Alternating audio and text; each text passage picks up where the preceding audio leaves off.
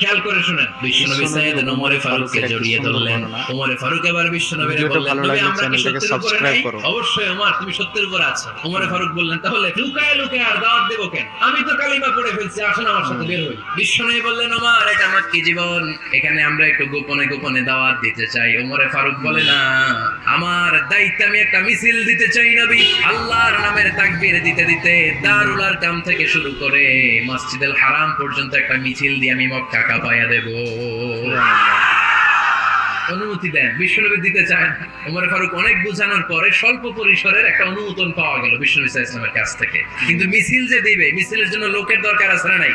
আচ্ছা, এখানে লোক নাই, আমি একাই মিছিল দিতেছি, এটা জমবে? মিছিল জমবে না। না, খুঁজে উনি 11 জন মুসলিম সাহাবা পেলেন। ওমর ফারুক বললেন, 11 জনই সই, এই 11 জন নিয়ে আমি আল্লাহর নামের তাকবীর দেব।